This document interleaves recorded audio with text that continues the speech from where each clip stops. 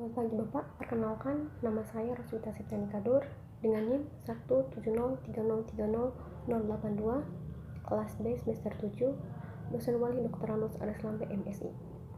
Baik, pada kesempatan ini saya akan menjelaskan atau mempresentasikan tentang buku yang baru direview, yaitu buku tentang kesejahteraan sosial. Yang pertama kita mulai dengan pengertian. Menurut Pigault, teori ekonomi kesejahteraan adalah bagian dari kesejahteraan sosial yang dapat dikaitkan secara langsung maupun tidak langsung dengan pengukuran uang. Pengertian lain menjelaskan bahwa ekonomi kesejahteraan membahas tentang bagaimana akhirnya kegiatan ekonomi bisa berjalan dengan optimal.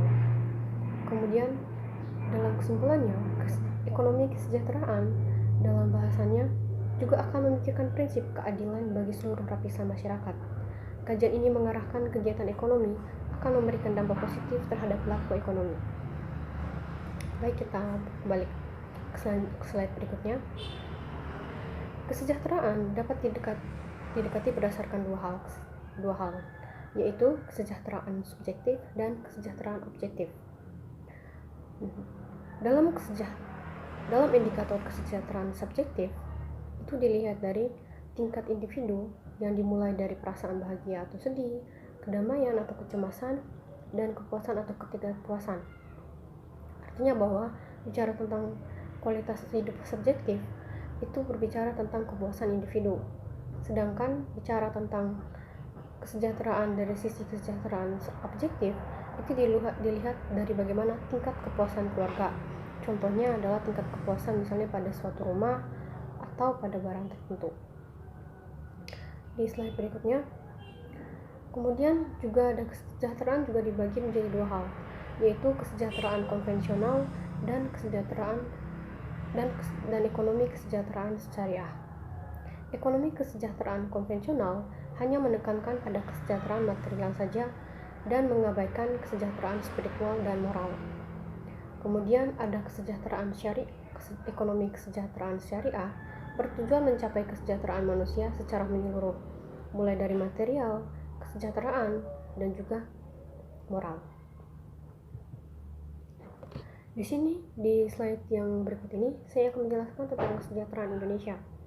Nah, di pengertian yang di awal menjelaskan bahwa kesejahteraan berbicara tentang bagaimana tingkat kepuasan yang adil pada setiap lapisan masyarakat. Nah, di sini pada analisis ini saya ingin menjelaskan bahwa apakah Indonesia saat ini sudah sejahtera? Karena seperti yang kita ketahui, pertanyaan-pertanyaan ini muncul disertai dengan aksi-aksi protes yang sudah terjadi di Indonesia. Nah, aksi-aksi protes ini adalah bentuk dari ketidakpuasan masyarakat atas kebijakan yang dikeluarkan, khususnya kebijakan ekonomi. Seperti yang kita ketahui, masyarakat atau lapisan masyarakat pada dasarnya didasari oleh kehidupan ekonomi. Jadi bicara tentang ekonomi dan hukum itu hanyalah bagian atas, sedangkan dasar dari suatu lapisan masyarakat itu adalah ekonomi. Jadi saat ekonominya tidak berjalan dengan baik, maka kehidupan politik dan hukumnya juga akan berjalan tidak sesuai. Nah, di sini kalau kita bicara tentang Indonesia menjadi negara termiskin ketiga di dunia. Nah, pertanyaannya, maka di sini akan muncul pertanyaan, apakah Indonesia sudah sejahtera? Karena di sini dilihat bahwa kesejahteraan dilihat dari tingkat kepuasan, yaitu kepuasan ekonomi. Yang berikutnya, bicara tentang tingkat kepuasan atau ukuran kesejahteraan ekonomi, kemudian membawa Indonesia menjadi negara setengah jajahan setengah feodal. Nah, apa itu negara setengah jajahan setengah feodal? Bicara tentang setengah jajahan, Indonesia tidak lagi dijajah oleh senjata atau secara kekerasan seperti yang terjadi pada masa penjajahan kolonial dulu.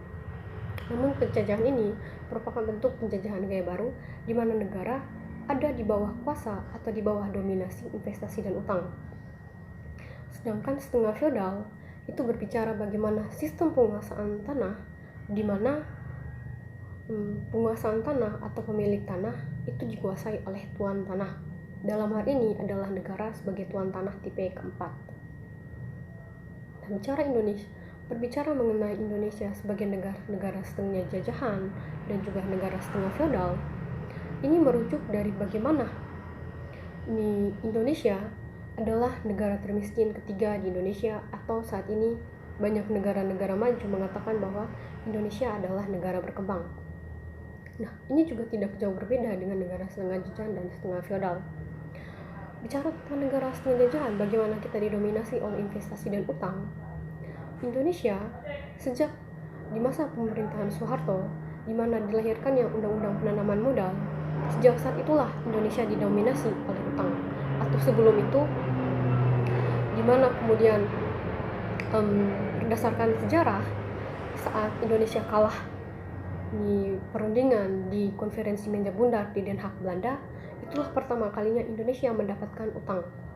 Nah, disinilah kemudian Indonesia menjadi negara setengah jajahan, di mana bukan lagi dijajah oleh senjata, tapi dijajah oleh utang.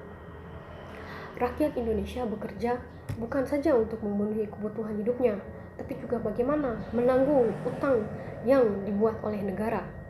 Nah, seperti yang kita ketahui, pemerintah selalu berdalih bahwa utang yang dibuat adalah utang untuk memberikan kesejahteraan. Seperti yang kita ketahui, beberapa pinjaman luar negeri itu untuk pendidikan, kesehatan, sampai pada pembangunan infrastruktur, sejatinya bukan untuk kita. Kalau misalnya itu memang untuk kita, maka pendidikan di Indonesia akan digratiskan. Namun, pada kenyataannya, pendidikan di Indonesia justru semakin mahal dengan diterapkannya sistem UKT. Kemudian bicara setengah jajahan, di mana kita berbicara tentang investasi, sejak dikeluarkannya Undang-Undang Penanaman Modal yang dikeluarkan oleh Soeharto dan sudah berlaku dan terus digunakan hingga sekarang, Indonesia hanyalah negara yang mendapatkan investasi, dan sebagai negara yang mendapatkan investasi, maka Indonesia harus tunduk terhadap negara yang memberikan investasi. Dalam hal ini adalah Amerika Serikat. Nah, seperti yang kita ketahui, perkebunan sawit dan perkebunan besar lainnya, kemudian tambang, dan juga beberapa pembangunan infrastruktur itu merupakan bentuk investasi. Nah, investasi ini bukan untuk diberikan kepada rakyat Indonesia, tapi sejatinya itu untuk terus menopang bisnis dari negara-negara imperialis. Nah, di sini juga kita akan bicara apa itu negara imperialis. Negara imperialis adalah suatu sistem tertinggi dari kapitalis. Kapitalisme sudah hilang, yang ada hanyalah imperialis. Imperialis ini adalah kesatuan dari semua kapitalisme di Indonesia, di dunia, kemudian menjadi satu kekuatan kapitalis besar di dunia yang saat ini dikuasai oleh Amerika Serikat. Amerika Serikat saat ini sedang mengalami krisis besar-besaran. Nah, krisis ini harus dibebankan atau diringankan oleh negara setengah jajahan, setengah feodal. Itu sebabnya lahirlah Indonesia dengan sebagai negara SJSF, di mana tugasnya adalah menopang setiap krisis yang lahir di kubu Amerika Serikat. Itu sebabnya kemudian ada istilah setengah feodal. Setengah feodal ini adalah berbicara bagaimana Indonesia yang sampai saat ini mengalami ketimpangan struktur agraria itu dikuasai oleh tuan tanah, yaitu tuan tanah tipe 4, yang dimana adalah negara itu sendiri. Seperti bahwa yang harus kita ketahui bahwa negara tidak punya tanah, yang punya tanah itu adalah rakyat, khususnya adalah kaum tani. Namun dalam prakteknya, negara menguasai hampir seluruh tanah yang ada di Indonesia saat ini. Karena kalau negara sudah menguasai tanah, maka mudah bagi negara untuk memberikan konsesi atau melakukan kerjasama dengan berbagai perusahaan, dengan berbagai investor dimanapun, baik di luar maupun di dalam negeri. Maaf sebelumnya.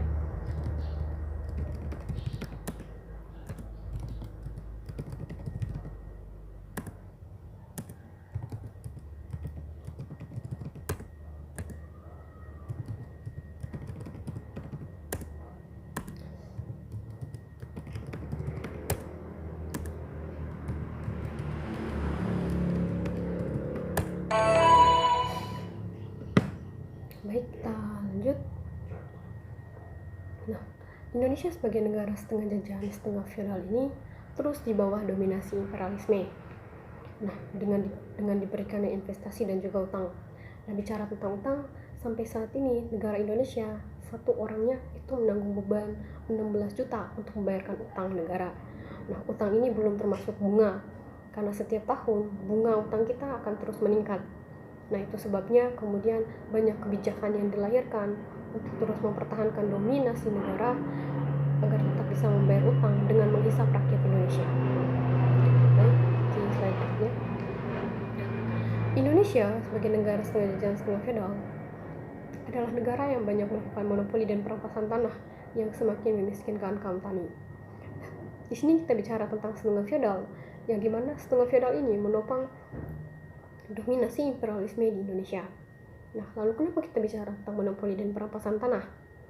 Negara saat ini adalah pelaku perampasan tanah terbesar di Indonesia. Kenapa?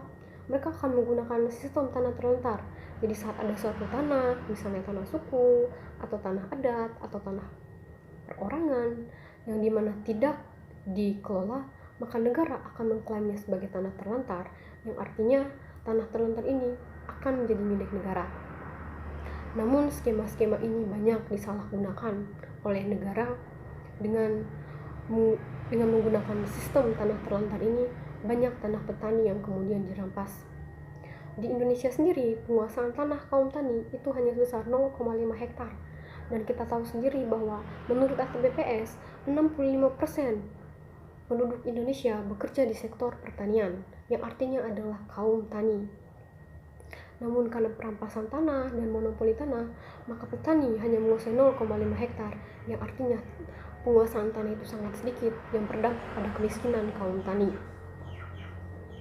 Nah, kemiskinan inilah yang kemudian kehidupan Indonesia, khususnya kaum tani, sampai saat ini tidak juga sejahtera.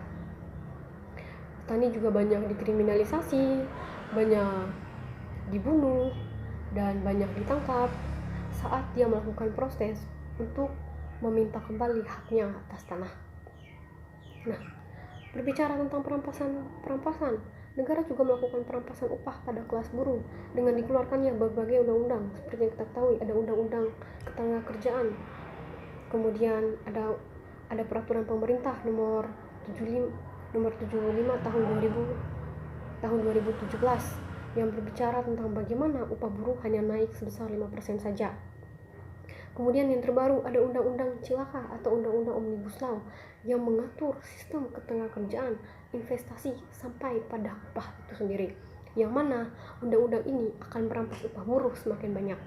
Buruh sudah ditekan dengan sistem kontrak, ditambah juga dengan ini pekerjaan yang tidak dipastikan keamanannya, kemudian jam kerja yang tinggi, tidak diberikannya hak cuti, ditambah juga dengan perampasan upah semakin menyengsarakan kaum buruh. Ditambah kita ketahui bahwa Indonesia saat ini 20%-nya adalah kaum buruh, yang 20%-nya adalah kelas buruh, tapi kelas buruh itu sendiri tidak sejahtera. Sedangkan di dunia pendidikan dan juga kesehatan saat ini sudah dikomersialisasi di dunia. Seperti kita ketahui, di dunia pendidikan dikeluarkannya UKT atau uang kuliah tunggal, yang mana bukan lagi uang kuliah tunggal, tapi sudah mulai menjadi uang kuliah jamak. Kenapa saya katakan uang kuliah jamak? UKT pada dasarnya adalah sistem biaya kuliah tunggal, di mana UKT ini adalah sebagian biaya yang ditanggung oleh masyarakat atau ditanggung oleh mahasiswa itu sendiri, dan sebagian ditanggung oleh negara.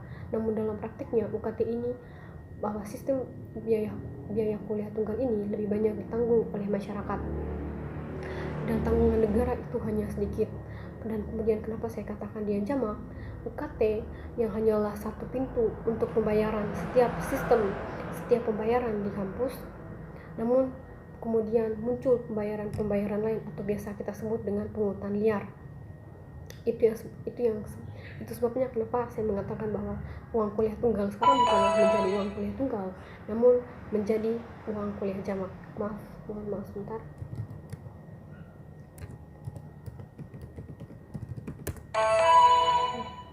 Bukan lagi menjadi uang kuliah tunggal, namun sudah menjadi uang kuliah jamak. Kemudian di dunia kesehatan yang saat ini sudah banyak dikomersialisasi, BPJS yang terus dinaikkan kota pembayarannya, yang sudah tidak bisa dibayarkan lagi, sudah naik menjadi 100%. Ditambah kita ketahui di wabah pandemi COVID-19 ini Sistem kesehatan justru dikomersialisasikan di tengah kehidupan rakyat Indonesia yang semakin melarat akibat resesi ekonomi dari pandemi COVID-19 ini. Baik, di slide selanjutnya.